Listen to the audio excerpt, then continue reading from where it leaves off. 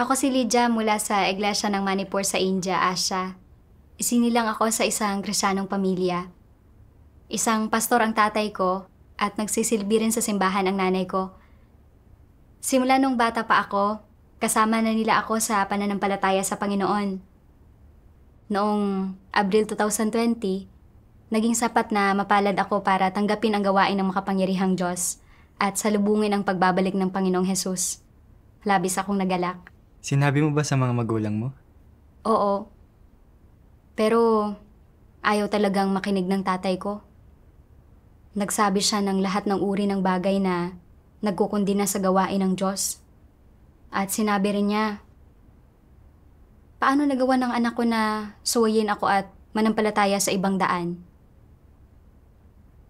Para mahikayat akong itatwa ang makapangyarihang Diyos, binanggit ng tatay ko ang lahat ng walang batayang tsismis na ipinapakalat ng CCP para siraan ang iglesia ng makapangyarihang Diyos. At ininteroga ako. Susundin mo ba ang mga turo ko? O susunod ka ba sa mga tsinong iyon na nangangaral ng pagbabalik ni Jesus? Sinabi ko, susunod ako sa Diyos. Pagkasabi ko na yon, sinampal ako ng tatay ko. Tinanong niya ako ng 2 beses pa at sa parehong pagkakataon, nanatiling pareho ang sagot ko. Sa tuwing sumasagot ako, sinasampal niya ako. Labis na lumalaban ang tatay mo sa pagbabalik ng Panginoon.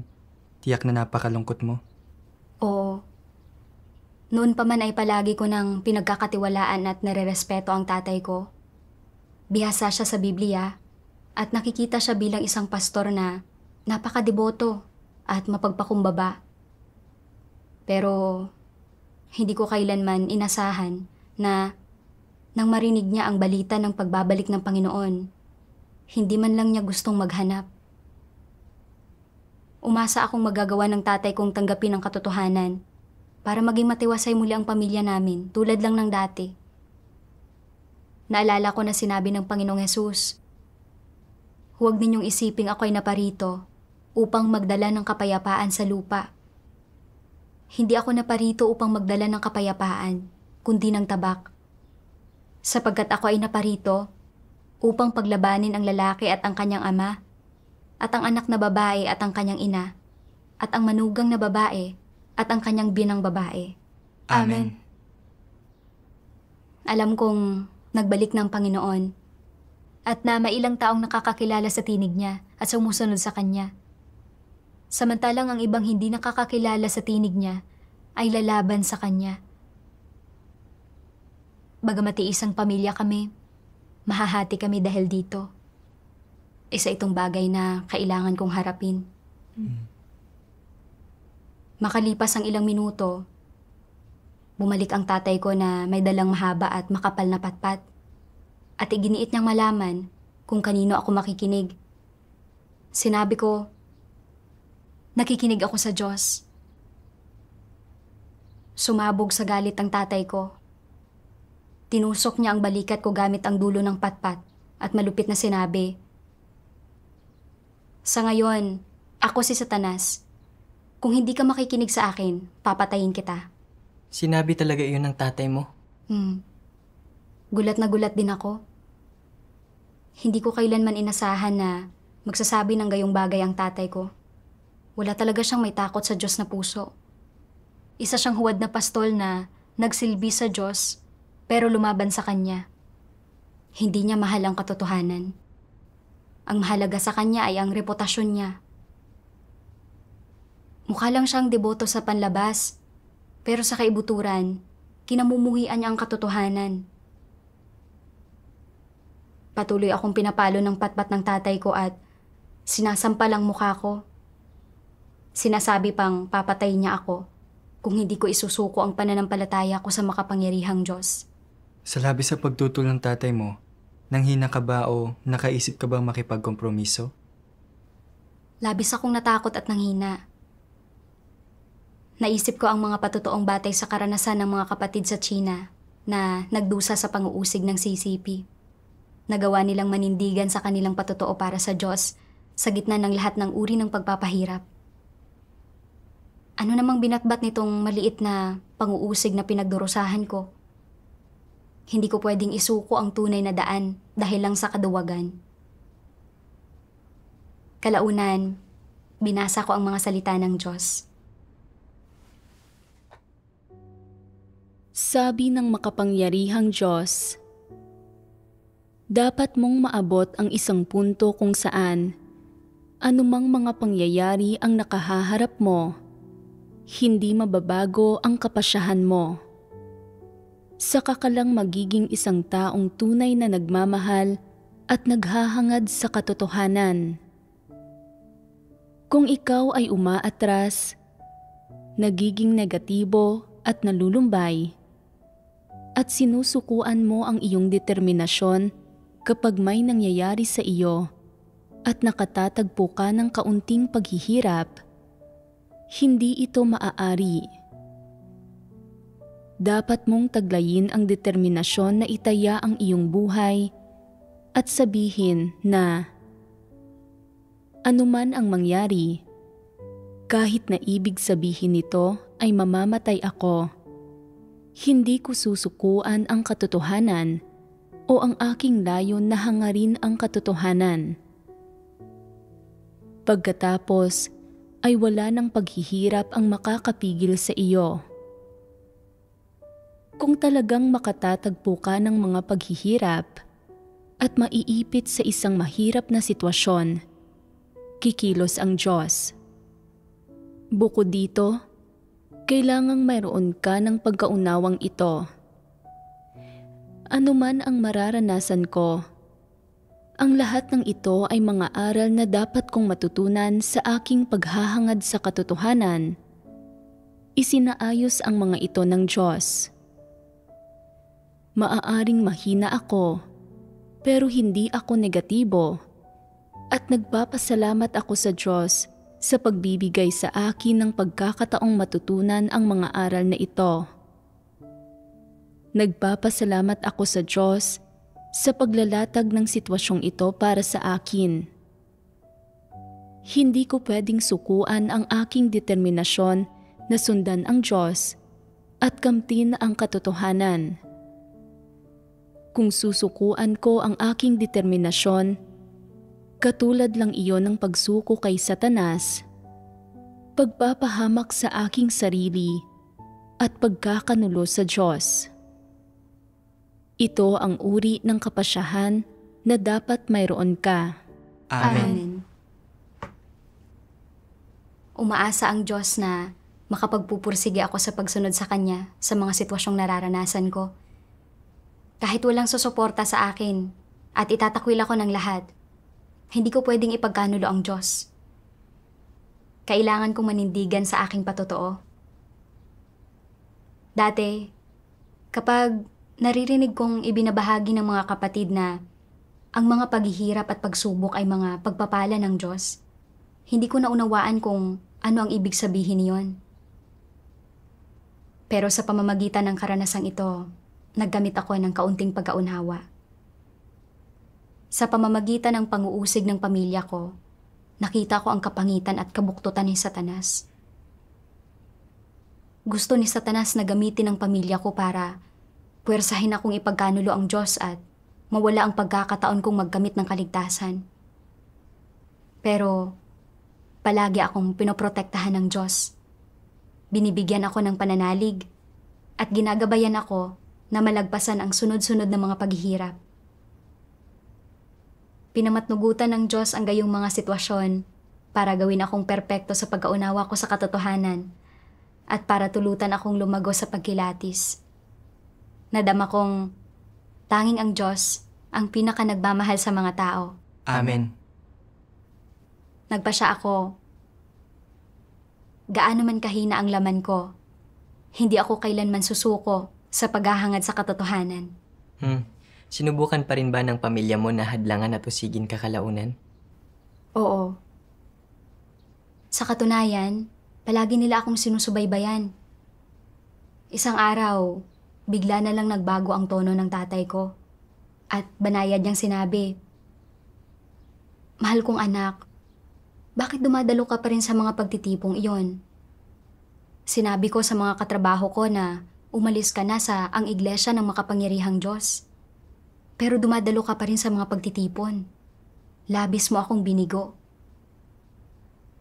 Napakaraming taon ko nang nangangaral. At wala pang sino mang nagsabi na may problema sa mga sermon ko. Pero ngayon ay kinukontra ako ng sarili kong anak. Dahil ayaw mong makinig sa mga sermon ko at iniisip mong tama ang mga sermon ng iba, magbibitiw ako bilang pastor.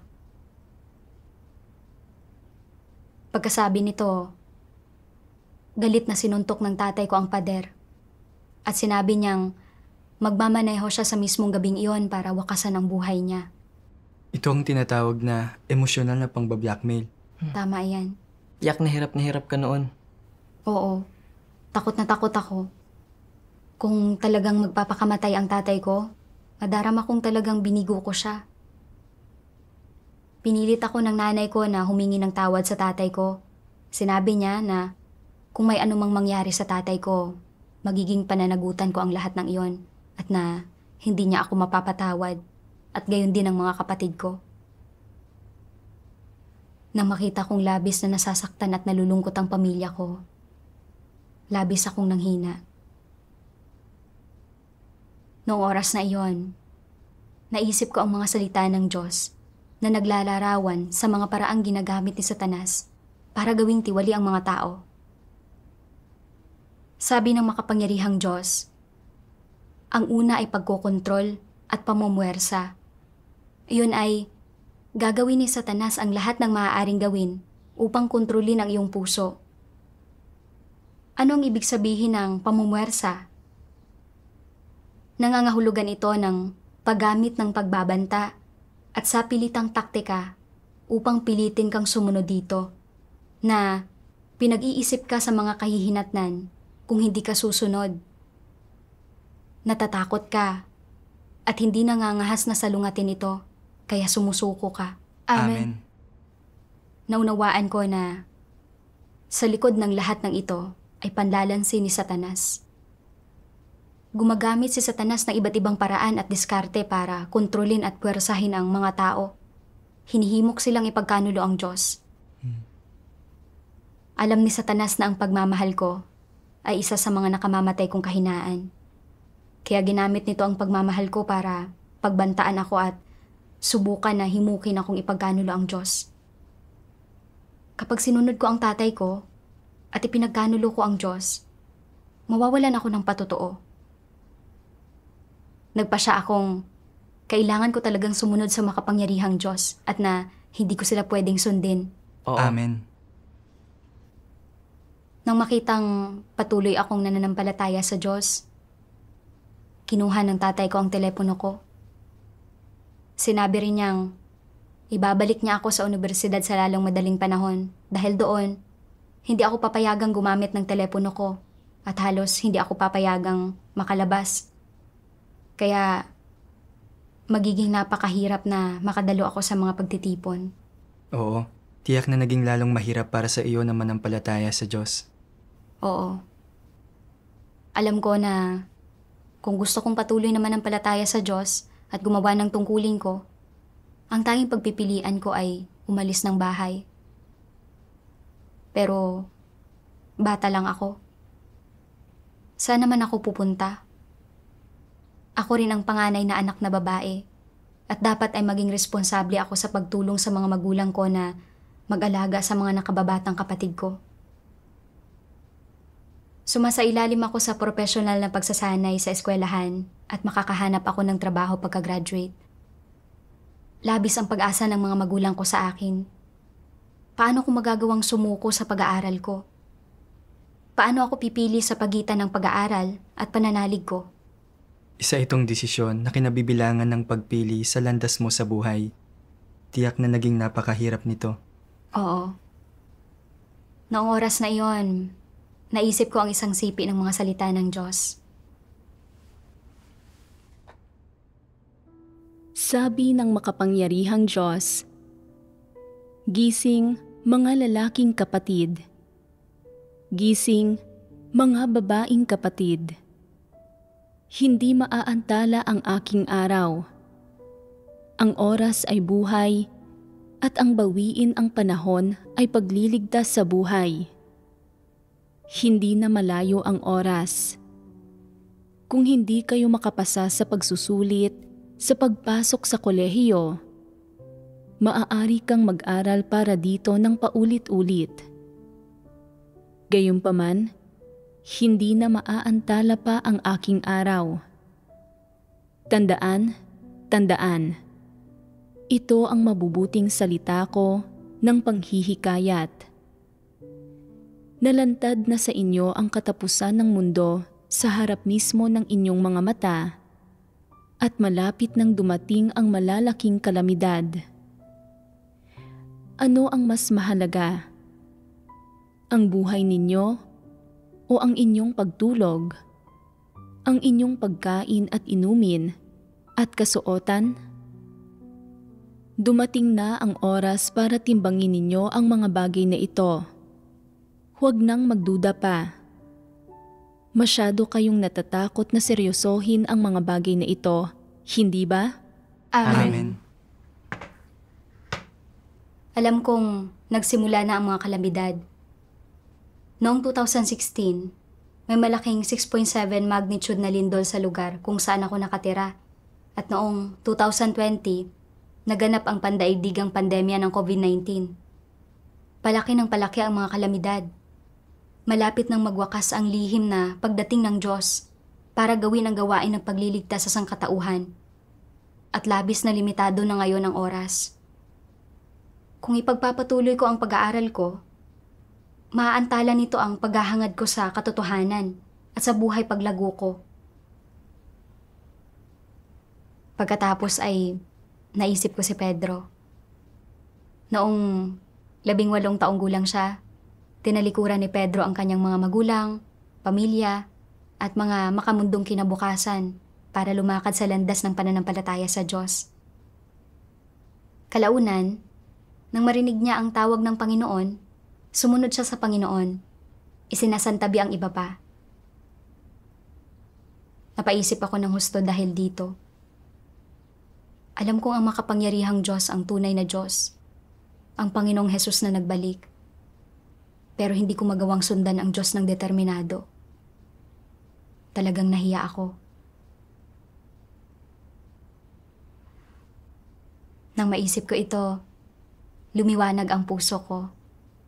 At nadama kong ginagabayan ako ng Diyos para gumawa ng pagpili. Kailangan kong magpursige sa pagsunod sa Diyos at paggawa ng tungkulin ko. Salamat sa Salamat, Diyos. Kalaunan, nagsulat ako ng liham para sa tatay ko. Sa dulo ng liham, isinulat ko, ang mga propesiya ng pagbabalik ng Panginoon ay natupad na. Ang makapangyarihang Diyos ay ang nagbalik na Panginoong Hesus.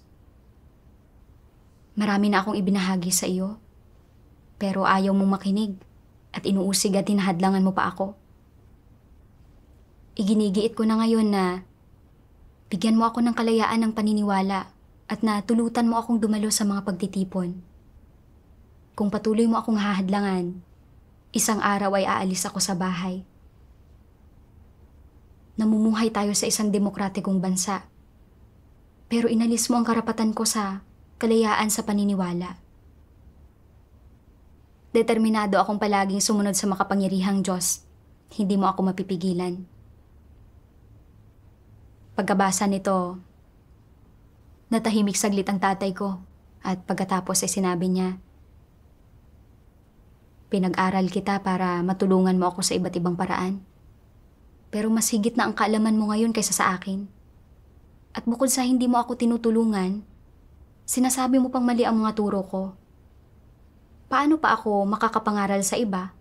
Paano pa ako magiging pastor? Kung mahal mo ang tatay mo, dapat mong gawin ang sinasabi ko. Sinasabi ng Biblia na dapat sumunod ang mga anak sa mga magulang nila. Tanging sa pagsunod sa akin mo lang mapapatunayan na ang landas na pinaniniwalaan mo ay tama. Alam kong sinabi ito ng tatay ko dahil takot siya na ang pagsunod ko sa makapangyarihang Diyos ay makakaapekto sa kanyang katayuan bilang pastor at makakasira sa reputasyon niya sa mga mananampalataya. Sinabi ko, napakapalad ko na ipinanganak ako sa isang Kristiyanong pamilya at na malaman mula pagkabata na may Diyos. Pero hindi lahat ng turo mo ay tama. Susundin ko ang mga tamang bagay na sinasabi mo, pero hindi ko pwedeng sundin ang mga maling bagay na sinasabi mo. Tinanggap ko ang gawain ng Diyos sa mga huling araw at sinalubong ang pagbabalik ng Panginoong Hesus. Sa paghadlang sa akin, pinipigilan mo akong marinig ang tinig ng Diyos at magpasakop sa Diyos. Paano ko magagawang makinig sa iyo? Kaya, umalis ka na ng bahay pagkatapos niyon? Oo. Pagkatapos nito, nakituloy ako sa bahay ng isang kaibigan sa ibang lugar. Nang hindi inaasahan, para mahimok akong isuko ang pananalig ko sa makapangyarihang Diyos. Nakipagsabuatan pa ang mga magulang ko sa mga pinsan ko para malansi akong magbalik sa bayan namin. At purusahan nila akong dinala sa isang lugar kung saan isinasagawa ang pag-aalbularyo. Sinabi nila, hindi ka mabago ng mga dasal namin sa Diyos, pero makakatulong dito si Satanas. Napakaraming taon na nilang nananampalataya sa Panginoon, pero talagang nagawa nila ang ganong bagay. Tama yan. Nagulat din ako. Bilang mga Kristiyano, nagawa pa nilang sumamba sa masasamang espiritu. Ito ay pagkakanulo sa Diyos at pagpapahiya sa pangalan ng Diyos. Labis akong nalungkot nang makita ko ang mga tunay nilang kulay. Hindi talaga sila mga tunay na mananampalataya sa Diyos. At wala silang pinagkaiba sa mga hindi mananampalataya. Nang hindi inaasahan, nang madala ako sa lugar na iyon, sinabi talaga sa akin ng albularyo, Iha, magdasal ka sa Diyos na sinasampalatayanan mo. Mayroon lang iisang Diyos. At ang Diyos na sinasampalatayanan mo ay ang tamang Diyos. Salamat sa Diyos. Ang masasamang espiritu at si Satanas ay nasa mga kamay rin ng Diyos. Tama yan. Wala talagang magawa tungkol sa akin ang mga magulang ko. Kaya tinigilan na nila ang pagpigil sa pagdalo ko sa mga pagtitipon at wala na silang pakialam kung pumapasok ba ako sa paaralan o hindi. Kalaunan, umalis ako sa bahay at nagsimula ng gawin ang tungkulin ko ng full-time sa iglesia. Salamat sa Diyos. Salamat sa Diyos. Nang mapagdaanan ko ang karanasang ito, tunay kong nadama na ang lahat ng bagay ay nasa mga kamay ng Diyos. Ginamit ng Diyos ang mahihirap na sitwasyong ito para gawing perpekto ang pananalig ko at para din tulutan akong lumago sa pagkilatis ko sa pamilya ko at sa mga relihiyosong tao. Maraming henerasyon ng nananampalataya sa Panginoon ang pamilya ko at marami sa kanila ay mga pastor. Dati ay inakala kong sincero silang naglilingkod sa Diyos at nagmamahal sa Diyos. Pero inihayag silang lahat ng gawain ng Diyos sa mga huling araw. Ngayon ay malinaw kong nakikita ang diwa nila ng pagkamuhi sa katotohanan. Hindi talaga sila sinserong nananampalataya sa Diyos. Lumalaban sila sa Diyos. Ang pamumuno at paggabay ng mga salita ng Diyos ang nagbigay kakayahan sa akin na manindigan sa gitna ng mga pag-atake ng pamilya ko mula sa lahat ng panig. Salamat sa Diyos. Salamat sa Diyos. Hindi ko kailanman pagsisisihan ang pagsunod sa makapangyarihang Diyos. Amen. Amen. Amen.